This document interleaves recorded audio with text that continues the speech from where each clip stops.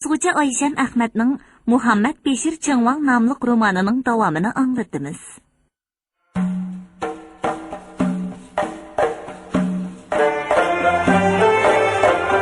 Allah Taala'nın berkatida yurtimiz aman, ittifoq, xalqimiz bayashat yashayotdi. Xalqlar, olvan siliq to'la, tökey desem oshim yo'q. Bu siliqni tökmasdan tiriklikda boshim yo'q deb ingrab yuriydi. Shuni saminglarga sep qo'yayki, har qanday bir ish boshqaruvchining millatiga qaramay, qilgan ishiga qarash kerak. Hammada niyat xolis, pok bo'lish kerak. Ey aka, ishkimas o'xshashli bo'rini yemaydi. Aman xalqqa odillik qilganimiz tuzuk. Chunki odillik zo'rlikdan ustun turadi. Barisan, bir bisib, tomchi suvdek ayrilib, munchumu, bag'ring qatarmu, boqmading bir qayrilib.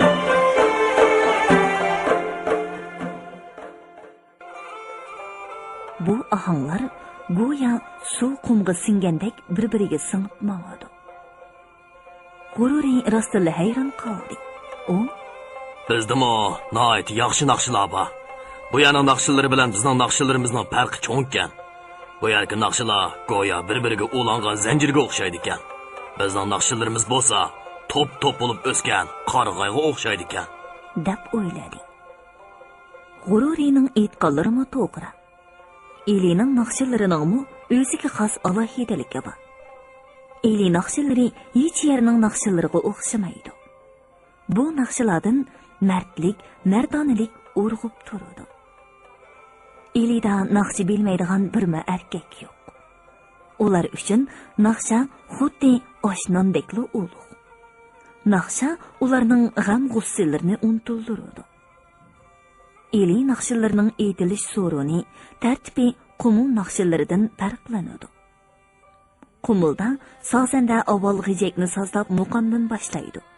Andin dop qo'shilib doston qismiga o'tadi. Oxiri mashrab bilan oxirlashadi.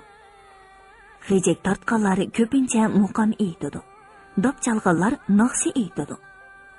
Bu naqshlarni uydagi hamma odam jo'r bo'lib aytmaydi. Bir necha sozanda, bir necha naqshchi bo'lsa bo'ldi. Mashrab boshlanish bilan mashrabga qatnashuvchilar avval jimjit o'ltirib muqam anglaydi. Doston qismida foto o'ynaydi. Mashrab qismiga o'tganda usulga tushadi. Qumul xalqining rohat farog'ati, jafo mushaqqati, pushaymon nadomati, dard hasratlari ana shu kuylarda aks etadi. Yana botirlik, mardlik sadolariga qo'shilib, saf muhabbat, pok aqidalar namoyon bo'ladi. Eli naqshlari bo'lsa, soz tanlab, naqshchi tanlab, so'rin tanlab o'ltirmaydi. Bir necha naqshchi bir bo'lib, shahar ko'chalarida, yo'llarda, etizlarda, bog'larda quloqni quloqqa yiqib, bir ohangni yana bir ohangga ulab, ishq muhabbat bilan tovlab aytishadi. Uylarda, mashrablarda bo'lsa, dutor, tambur va boshqa sozlar bilan naqshlar goh sho'x, goh mungluq ritmda voyaga yetkazib aytiladi. Saroyning ichi bey, xo'jalar, og'ichi xonimlar, oila, oppoqlar bilan to'lgan edi. Mashrab boshlandi. Uduldagi unchi parda selingan uyning saroyga qartilgan aynaklik panjarasiga udul qo'yilgan taxtlarda Muhammad Beshirvon bilan Mehribonu xonim o'ltirdi. Buni saroydagi mashrab ahli sezmadi. Sozanda naqshchilar nihoyat ruhliq edi. Bir muqam aytilib bo'lgandan keyin naqshchi sozandalar sal to'xtadi. Dop chalg'uvchilarning qo'llari telib, doplari levrab qolgan edi. Ularni o'tqa qaqlig'ida elib chiqib ketdi. Sozanda naqshchilarga usuluk, so'rin ahliga meva chevalar tutuvdi. Muqamchi yana g'ijigini sozladi. G'ijakning sim taridan chiqqan mung hammani o'ziga jalb qildi. G'ururi bu g'ijakni buningdan uzun yillar burun qumul xalqi ijod qilganligini biladi. Rivoyat qilinishicha, Aflotun yashagan davrlarda bir ovchi o'rmon ichida ov qilib yursa, ikki bug'a bir-biri bilan ustishib, bir-biriga bo'y bermay qo'g'lishib yurganda, bir bug'ning qo'rsiqi qarg'ay cho'mig'iga elinib, yertalib ketibdi. Bu bug'a bir kuchab o'zini bu yerdan qutqizmoqchi bo'lgan ekan, uchiyi chuvilib, qarg'ay shoxlariga elinib qopdi.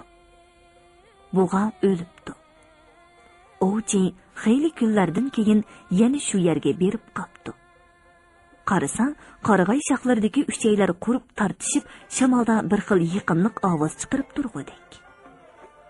Buni ko'rgan ovchining ko'nglida bir mungluq kuyni anglash ishtiyoqi tug'ilibdi. Shuning bilan u to'g'riq yog'ichidan bosh qilib, o'shka terisini tortib, dastasiga qarg'ay yog'ichi silib, ikki quloqqa uchaydan tori eshib silib, ovoz chiqarib beqibdi. Onundan keyin ovchi buni qayta o'zgartib, qil kamalchi yasab, qarg'ay yelim surib ovoz chiqarish bilan yangidan ikki toriliq ona g'ejakni shakllantiribdi. Qumul tog'laridagi chorvachilar g'ejakning beshini kala mo'nguzadi. Quloqlarini irg'ay yog'ichidan qilib, 7 tal tangshak simsilib yasabdi. Keyin bu taraqqiy qilib, beshini to'mirdan yasab, qo'y terisidan kerib, 2 tal asosiy sim, bir necha tal qo'shimcha po'lat sim silib yasab chiqibdi. Qumul g'ejiki Ishkixon davrida ishkiri o'lkalarga taralgan. Hozirgi Xanzu xalqining Arxu, Banxu, Nanxu, Xuxuza, Jinxu degan so'zlarining yasalishini qumul g'ejikining ta'siridan ayirib qarag'ili bo'lmaydi. Muqamchi g'ejakni toza o'qdan sozlabadi, yangidan qizitilgan doplami uningga tankash qilindi. Muqam boshlandi. Azaldan ta abad ko'nglim, qutulmas ishiq balosidan, yuraklar ranilar bo'ldi, shu ko'ngilning majirasidan. Yaman yo'lvas yo'lda yetib, shirg'a yo'l bermas, otasidan qarg'ish olgan ilgiri kelmas. Yaman bilan shu umrimni zoyi qilg'ucha, yaxshi bilan hijolatni tortsam yarishur. Havoda bulut ko'nglim, yoridan numut ko'nglim, yor ketkudak amdi, yorini unut ko'nglim. Shirin jalla aylansun, chochlari belga chirmalsun. Qumulliq usulchi xonimlardan biri qo'lida poti tutgan holda usulga tushdi. Elili xonimlar bu usulchi xonimning usuliga qiziqib qarab qolishdi. Elili xonimlarmi usulga usta. Bo'libmi Rahilxon qo'lining barmoqlaridan qos chiqarib, nurisini yenik lingshitib, sho'x tasab ishtik pirqirab usul o'ynaydi. Biroq qumulliq usulchilarning usul o'ynashi bu xonimlarning usulidan farqlanadi. Bu usulchi xonim avrishimda qo'llarini egiz ko'tarib, ko'ksini oldig'iroq chiqarib, nozik harakatlar bilan butun usulning o'zgachiligini topan harakati bilan ifodalamaydi. Yana yenikini ishga dasab, bir qitim topanining so'ngini yerga urib, go'yo qo'ldan qas chiqargandek putidan qas chiqarmoqda. Bu usulchi xonimning butun harakati jalbkor bo'lib, goh qo'l, bosh ko'zlari bilan jilva qilsa, goh oyoq harakati bilan kishini jalb qilmoqda. Uning sirmi tartgan xumari ko'zlarini o'ynatib, o'sma qo'ygan qalam qoshlarini namoyon qilishi, mag'ziga jo'la tashlab turgan kirpiklarida shahla nurining aks etishi hammali kishining so'qini tortmoqda. Uning kalbutun besilgan yeshil duxovi limchisi, ilmi ilingan zo'chu ko'ngligi ajoyib jo'lalanib ko'rinmaydi. Qumul usuliga elili xonimlarla emas, erlamu hayronlik ichida havas bilan qarab qolishdi. G'ururi usulchi xonimning usul harakatidan ko'zini uzmay, naqshiga diqqat qilgach, bu naqshlarni anglasa, odam tabiiy holda badanida usulning bixlari yetishayotgandek his qiladi ekan, deb o'yladi. Usul o'ynayotgan xonim birdala usulni to'xtatib, g'ururiga poti soldi. Necha kundan beri mashrablarda g'ururimi poti o'ynashni o'rganib olgan edi. usulchi xonimning g'ururiga poti selishi uningga ajoyib bir kuch qudrat ato qilgandek bo'ldida o'rnidan dast turib maydonga tushdi. Poti solgan xonim o'zini apligicha g'ururiy o'ng qo'lini ko'ksiga elib, "Ha, xonim, beit etib pasla." "Voyaq, o'sira etib pasla", dedi poti solgan xonim. Bu xonimning chiroyli ko'zlari g'ururiyning mazmut qaddi qomati ustida yugurdi. Oradan o'zira etib pasla desa, o'zira etib pasla degan so'z necharat takrorlandi. Axir g'ururiy beit etdi. U necha kundan beri nurg'ulg'an beyit naqshalarni anglagan edi. Shunga o'zining shoirligini namoyon qilib, munu beyitni aytdi. Soyda ungan ko'k qumushdek qoshlarining qorisi, mondaqmo yiroq tushirmo ishkimizning orisi. Ishkimizning orisi qildi yuraklarni kavob, shishidek bo'ylarini ko'rsam, Makkadak qilsam tavob. Makkaga bormisizlar? Mundumu bir Makka bor. Oy yuzlarini kunda ko'rsam, Makkaga borgancha bor. Makkaning mihrobidek qop-qoradir qoshlari, Leyli Mecnun talg'ı o'xshar, ikki zulpi chochlari. Oyga o'xshamdo yuzlari, shekarga o'xshamdo so'zlari, o'zlariga o'xshamas jumla olam haqlari. O'nmagan chig' tuvidan, tug'ilmagan toshqon chiqdi, kesmagan tayoq bilan urvidim, ko'limig'an o'rg'a tushdi. 6 patman yig'i chiqdi, 7 patman chavisi, hamma haqlar yavidi, yana bor tang yamisi. Qoqsholma qoqshol, chorbog'da qoqshol, qoqshol ko'tirgan baqshol, yigit bilan qiz usul o'ynabdi. Guli zaparga o'xshar, qiyni xaloyiq, barakalloh qiqos.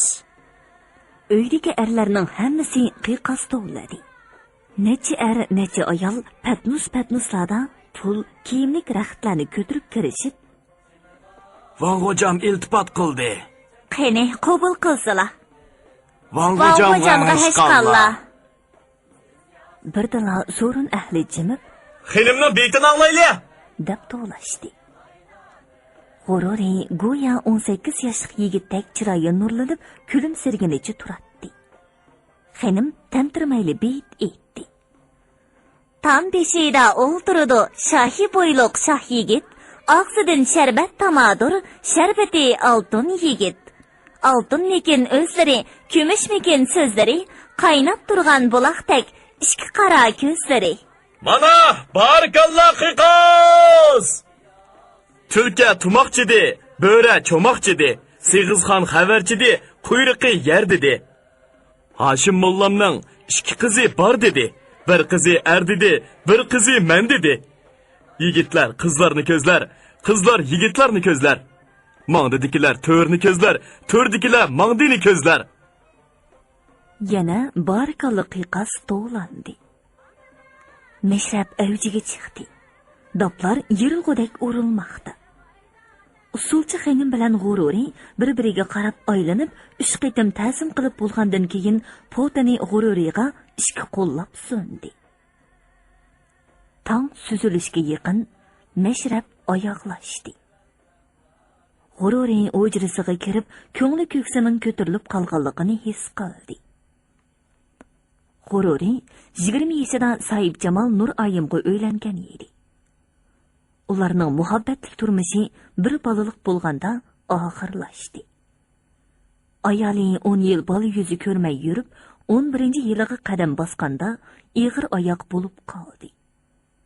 Ammo mavsumlarning azobli tug'uti Nur Oyimni izzat, hurmati bilan ma'nilik o'tgan hayotidan ayirdi.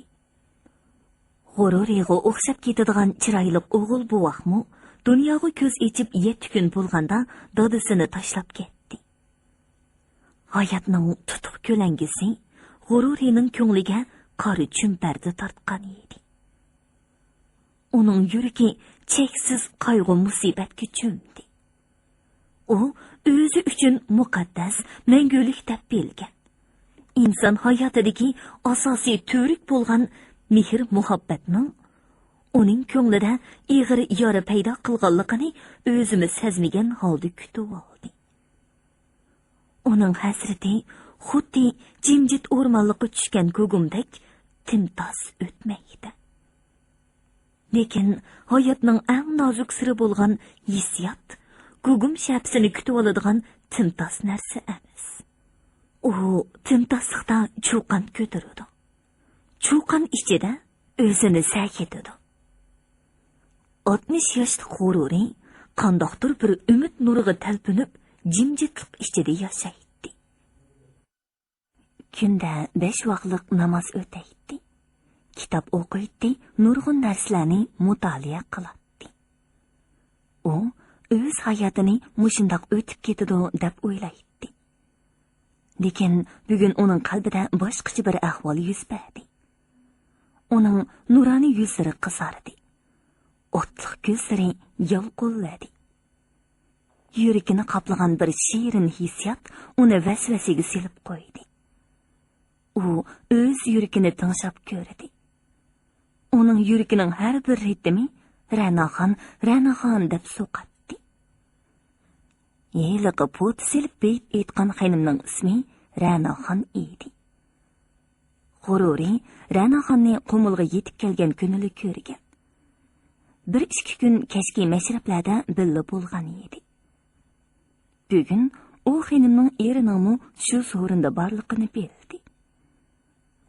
Ular potini o'ynab bo'lib o'ltirganda yilqi erning chiroyining boshqacha bo'lib qolganligini sezgan edi.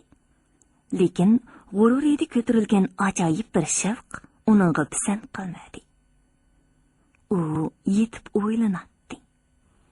Alloh taolo odamning vujudini aql, ruh, nafs, ko'ngildan iborat 4 narsadan yaratdi. Bu 4 narsaning har birini bir shay'idan oldi. Ya'ni ko'ngilni suvdan, ruhni shamoldan, aqlni tuproqdan, nafsini o'tdan oldi. Shunga ko'ngil ro'shan, sof jahonning ayniki, olimi g'oyibining guvohchisidir. Ruhni olimi g'oyibdan o'ziga bandachilik qilishga qo'ydi. Tuproqda har turli rang bo'lsa, shu rangni o'ziga olgandek, aqlgami nimani o'gatsa, shuni qabul qilib oladi. O't ko'ydirdi. Bu olamdagi jimi mehnat mushaqqat odamning nafsidan keladi. Oxiratdagi azob uqubatmi shuningdan keladi. G'ururi ashunda xayollarni ko'nglidan o'tkazib, hissiyotning tizginini mahkam tortdi. Atsi bomdod namozidan keyin Vangning ma'lumchisi kelib, "Janoblarini Vang hojam atiganlik choyg'ichiladi" deb G'ururini o'rniga elib ketdi. G'ururi Vangning iltifotidan mamnun edi. Choydan keyin Muhammad Beshir Vang so'radi. Anlasam, G'ururi janoblarini soz, naqshiga noit komil deyishdi. Qumulning naqsh sozlari o'zlariga yoqdimi ekan? Vang hojamning himmatiga rahmat. Soz naqshida biz qumulliq tuqqanlarga yetmaydi ekanmiz deb o'ylab qoldim. Qumulning o'ziga xos bir yurish naqsh sozlari bor ekan emasmi? Bu naqsh sozlar qadimiy bo'lib qolmay, ohanglarmi mukammal ham bir-biriga zich bog'langan ekan. Bu yerda usul o'ynamaydigan biror odam yo'q o'xshaydi. Mashrabmo rosa qiziydi ekan. Inson uchun yemak-ichmak, kiyim-kechak bo'lsa kifoya qilmaydi. Naqsh soz inson ruhini jonlantirdi. Naqsh sozsiz hayotning ma'naviy turiga ojizdir. Men Qumulning naqshi muzikallarini ratiltib qo'yaymikin deb o'ylayapman. Marhum dadamning vaqtida Qumuldan chiqqan atoqli shoir ham xattatlardan Zuhuri, Emiri qatorliq bir qism o'qimishli zotlarni o'rniga yig'ib, buningdan ilgari o'tgan shoirlardan Lutfi, Alshir Navoiy, Hafiz Shirozi qatorliq shoirlarning, yana Qumuldan chiqqan donglik shoir Abida Qumulining she'rlaridan namuna ilib, Boyoz nomli she'rlar to'plamini tuzgan.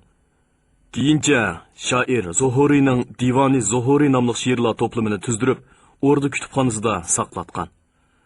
Bu divanlar hozirmo kutubxonada saqlanmoqda. Shuningga o'xshash, men Qumulning mushu naqsh sozlarini ratiltib, bir kitob chiqilib qo'ysam, keyingi avlodlar uchun namuna bo'lib qolar deb o'ylayman. To'ydan burun Qumul shahri va Besh shahar 12 tog'dan dongliq e'tiqoqlarni, sozandalarni, usulchi, muqomchilarni o'rniga chillatdim. Ulardan o'qib baqsam, muqom turi 20 ga, naqsha, ya'ni sotiq turi 400 ga yetadi ekan. Bu bir boyliq desizlar. Shu bo'yicha ratlatib qo'ysam, qo'shoq beyitlar aynan saqlanib qolsa yaxshi emasmi? Hashqalloh van hocam, hashqalloh. Bu bir cho'ng xizmat. Anglagan bo'lishlari mumkin.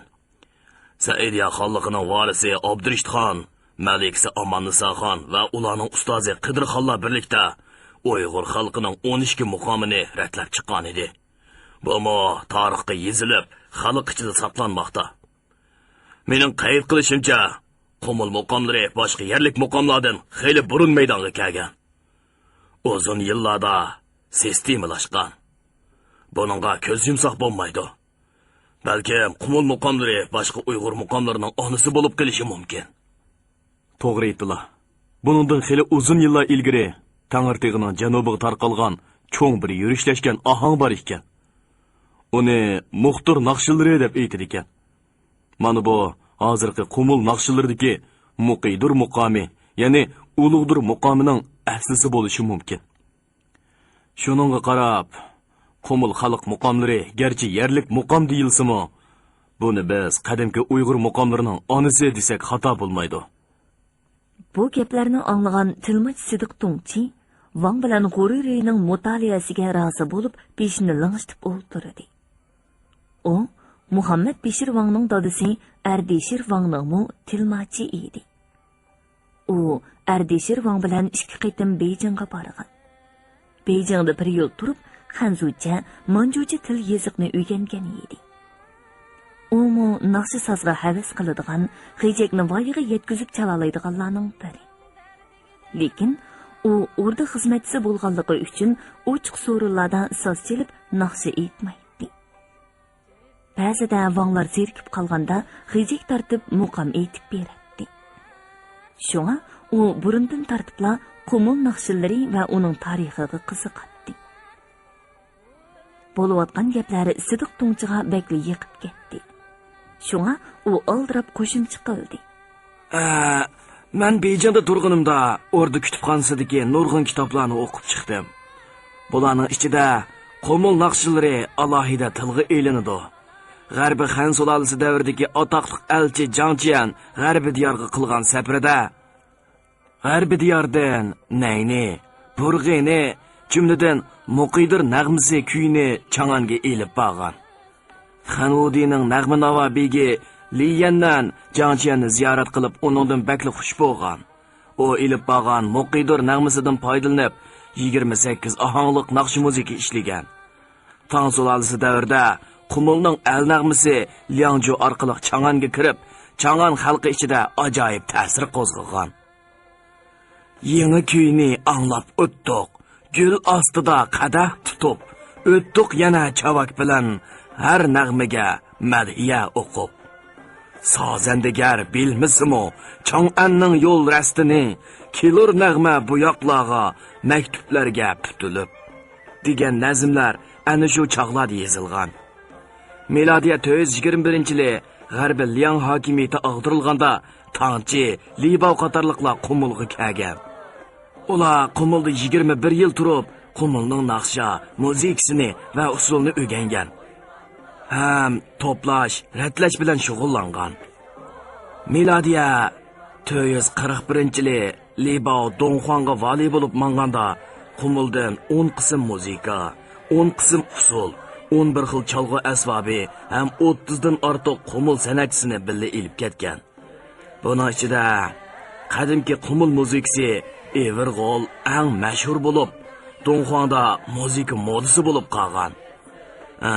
Uzun o'tmay bu musiqa Chang'anda dong chiqarib, o'rda ichi va sirtidagilarni alohida jalb qilgan ekan. Muhammad Beshir Chingwang Sidiq Bagning gaplariga qoyil bo'lib, G'ururiga qarab qo'ydi. G'ururi Sidiq Bagning so'zlaridan Qumul xalq naqshillarining kichik o'lkalariga bo'lgan ta'sirini, Hanzu xalq musiqa naqshillari Qumul xalq naqshillaridan namuna olganligini anglab hayron qoldi. Bu chaqda Muhammad Beshirvang Sidiq Bagni alohida maqtab qo'ydi. Sidiq Bag Hanzucha, Manjuchiga nihoyat mukammal. Dadam hayot vaqtida Sidiq Bagga nihoyat qoyil bo'ladi. Bu odam dadamning da'vat qilishi bilan menga xanzucha ham manjucha til yiziqini o'rgatgan. Bu odamning bildiganlari nihoyat ko'p. Hatto arab, fors tillarini biladi. O'lsin hatto bu kishidan o'tidig'ini yo'q. Oliylarga rahmat. Meni bakli uchirib etdilar. Mening ancha-muncha narsalarni bilib qilishim butunlay janoblari ham ulug' vangimiz Ardishir vang oliylarining iltifotidan bo'lgan. G'ururi Sidiqbekka qiziqib qoldi. U nihoyatda qovul, kuchtungur qaddiga nomunosib holda to'limi mo'min, kamtar kishi edi. Sidiqbek bilan yishimiz tangda qildi. Imkon bo'lsa, men bu janoblarni ustoz tutsam deyman. Janoblari bak kamtarlik qilyotdilar. Janoblarning bildiganlari meningkidan necha hasi ko'pdir. Undoq emas. Xanzucha, manjuchiga sizda komil emasman. Qani, qumul nag'malarining ichki o'lkalardagi ta'siri haqida yana ozroq so'zlab paslar.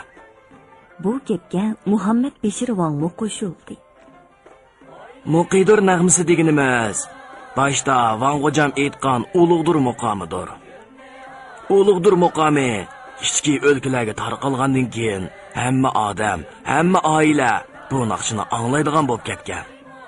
Saroy, rastlarda, choyxona, oshpozorlarda bu naqshi o'rindalsa, odamlar to'pi bir dengizdek davolg'ib ketgan. Necha ham paytoriliq, soz chalg'ular tankash bo'lib, bunda Shangdiao kuyida o'ynaldi qumul nag'masi. Tong sahar anglab xo'rozning chillig'an ovozini, shahri lo'yangda jimi o'y mashqlar xo'sozini. Çekilgen tarılardan mung çıkar, her manisi elvek, onun xo nağmisi birlen, onun söz manisi birdek. Degen Xanzu xalq shoirlarining nazmlari ana shu davrlarda yozilgan, ham shu davrlarni tasvirlab bergan. Yana Xan sulolasining podshohi Xanvudi bir musiqa mahkamasi qurib, onunga naqshi usulga moyir birni mas'ul qilgan. O kishi Muqidur muqomini asos qilib, yana 18 turlik musiqa ohangi ishlab chiqqan. Bu musiqalar shu chaqda o'ttir tuzlanlikda yangrab ketgan. Everg'ol nag'malari Yuan sulolasi davri kelganda o'rda nag'masi bo'lib qolgan. Bo'libmi Yuan sulolasida xizmat qilgan Qumulluq Tobil usta san'atkor ekan. Uning Everg'ol muqomidan foydalanib ishlagan naqshi musiqalari Beijingdagi Uyg'urlar mahallasida doim o'ynalib, nurg'un kishilarni o'ziga jalb qilgan ekan. Shu chaqda to'qilgan mono nazm esimda turibdi. Chiqdi Bagzoda, ravaqqa to'lg'inida oy qamar, Iverg'olning nag'masiga aytdi sozanda lapar. Buni menga Sidiqbek deb bergan edi. Yuqorqi ahvollar Xanzucha qaysi materiallarda ko'rsatilgan ekan. Buni oliylarning samiga sep qo'yay. Qumul muqomlarini ratlaganda boshdagi muqaddimasiga kirgizib qo'yg'aylar. Bu nihoyat yaxshi gap bo'ldi. Xannoma musiqa tazkirasi, Sharhnoma nomli kitoblarda nihoyat ochiq yozilgan. Hatto menda ko'chirilgan nusxasimi bor. Vang'ojamga ma'lum bo'lg'ay. Chilichilar taqma-taq bo'lib Vang'ojamni saqlab qoldi. Shundaqmi? To'g'ri. Men chiqmoqcha musobaqani boshlamanglar degan edim. Sidiqbek janoblari, bu haqda xabarlari bormi yo'q? To'y tayyorligini tekshirib o'tib, o'rtada bir nag'minavo saroy qurishni tayjilarga topilgan edim. To'y o'tsila, bu haqda tajibigimlarning maslahatini ilib, menga ma'lumot bersilar. Bu saroyning ishlariga o'zlari mas'ul bo'lsalar. Tövendagi ishlarni savrakam ishlaydi. Xabarim bor Vang'ojam. Bu nihoyat yaxshi ish bo'pti. Farmon berdorman. Qani, g'ururi janoblari. Baglarim, hammamiz chilish musobaqasini ko'raylik. Hamma beg sipohlar Vangning orqasidan menishdi.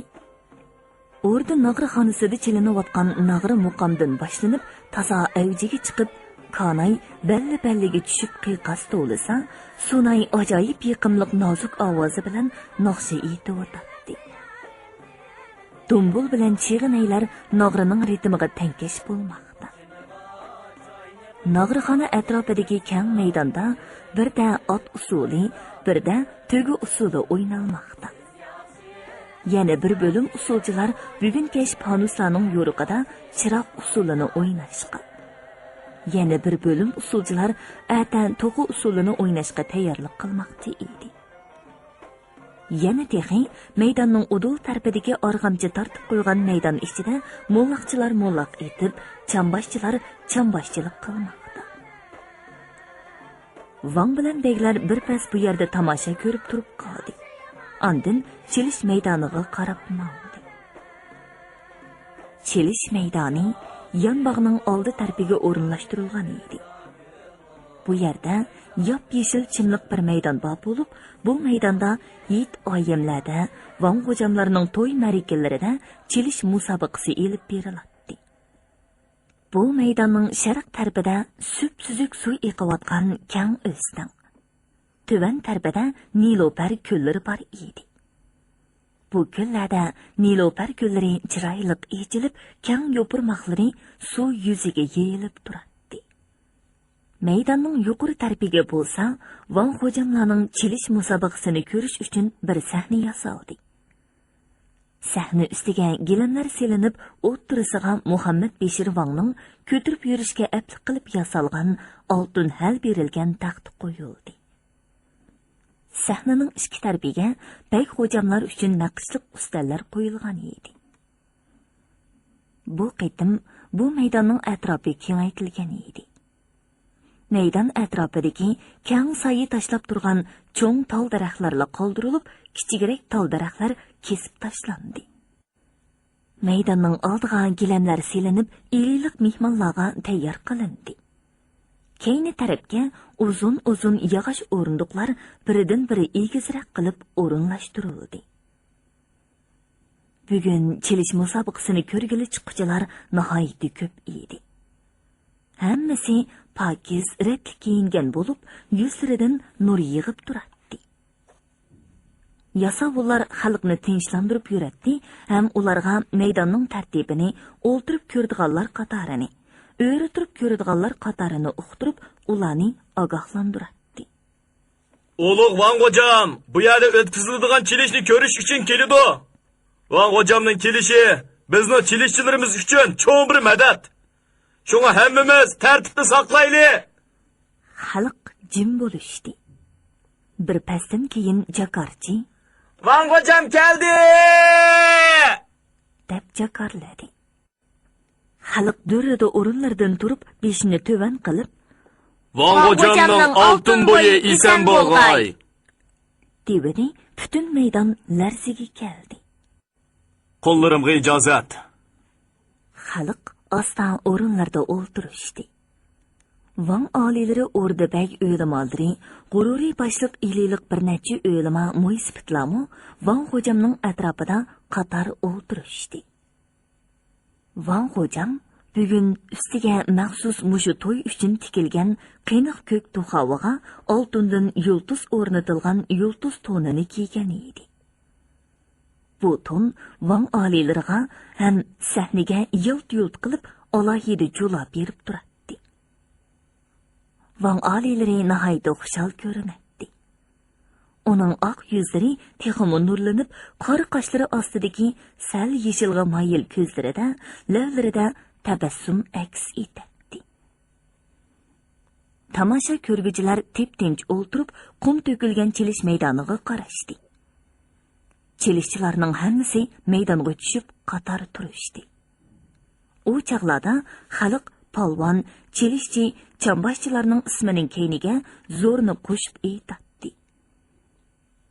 Maydonda Qumul shahri ichidan Rustam zo'r, Rohatbog' tarafdan Qurbon zo'r, Polvontur tarafdan Tursun zo'r, Qori Do'vidan Nozimat zo'r, Lopchiqdan To'xtamat zo'rlar hayvi ko'rsatib turishadi. Ular bastlik, kamg'ulliq kelgan bo'lib, paqolchoq bilan muskullari yo'g'on, go'shtlari ching ham kuchlik edi. Bo'yniga qizil yipqa o'tkazilgan pushtak esib olgan reper chilishga tushadiganlarning tartibini e'lon qildi. Ulug' Vang xo'jamga ma'lum bo'lg'ay. Shani shavkatlik bu muborak kunni qutlug'lash yuzidan Qumul shahridan, Qumul shahar atrofi yizillari va Besh shahardagi eng qovul chilishchi zo'rlarni taklif qilib, bu musobaqani boshladik. birinchi rat chelish kuchukchilar Qumul shahar ishidan Rustam zo'r bilan Rohatbog'dan Qurbon zo'r. Ikkinchi rat chelish kuchukchilar Polvon turdan Tursun zo'r bilan Lopchuqdan To'xtimat zo'r. Uchinchi rat yanganlar bilan yanganlar bir qitim tutishgandan keyin buningla yangi chiqqanlar Qordövining zo'rlari bilan elishidi. Bu chaqda xalq ichida g'ulg'uli ko'tarildi. Biroq buni ba'zilar tushunolmadi. Chelishchilarning hammasi sahna oldiga kelib, avval qator turishdi. Ondan hammasi birdek egilib, "Vang hocamga salom" devdi Vang oliylari. "Chelishchi zo'rlarimga ijozat." Chelish tartibi bo'yicha birinchi qitim chelishchilar maydonga tushdi. Rustam zo'r bilan Qurbon zo'r biri maydonning bosh tarafida, yana biri oyoq tarafida bir-biriga hurpiyib turishdi. Bularga avval 3 metrdek qora raxtdan poti bog'ladi. Ondan potining bir uchini o'ng putiga bir qo'l patqidek bo'shliq qo'yib, yana bir uchini beliga chirmab bog'ladi. Poti bog'lanib bo'lgandan keyin qarma-qarshi taraflar yaqin kelishdi va so'l qo'llari bilan potini, o'ng qo'llari bilan belni tutib, bir pushtak bilan tang chilish boshlanib ketdi. Har ikkalisilar kuchli edi. Birda u yiqitdi, birda bu yiqitdi. Xeyligacha jiddiy elish yuz berdi. Oxir Qumul shahrining zo'ri Rustam Rohatbog'ning zo'rini yiqitib, ustidan chim besib oldi. Xalq to'pi durida o'rinlaridan turib, qiyoqas cho'qan bilan tantana qilishdi. Vang oliylari chovuq chilib tantana qildi va farmon qildi. Qumul shahrining zo'riga 5 tog'or bug'doy shang berilsin. Jakarchi jakar qildi. Ulug' Vang hocam, shahar ichining zo'ri birinchi rat chelish yengan Rustamga 5 tog'or bug'doy himmat qildi. Vang hocamga rahmat.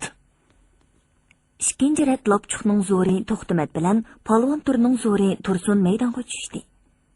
Bu rat Polvon turning zo'ri yangdi. Buningga Vang 5 tog'or bug'doy himmat qildi. Uchinchi rat yuqorqi 2 qitimda yengan zo'rlar maydonga tushdi. Bu qitim nihoyat jiddiy elish bo'ldi. Hurmatli radio anglag'uchilar, yozuvchi Oysham Ahmadning Muhammad Beshir Chingvang nomli romanini bugun mush yergacha anglatdik. Davomini atidagi programmamizda anglag'aysizlar.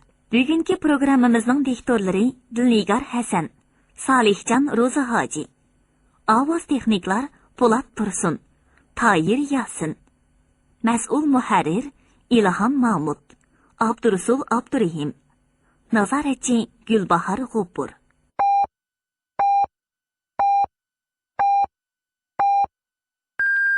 Beijing vaqti soat 10.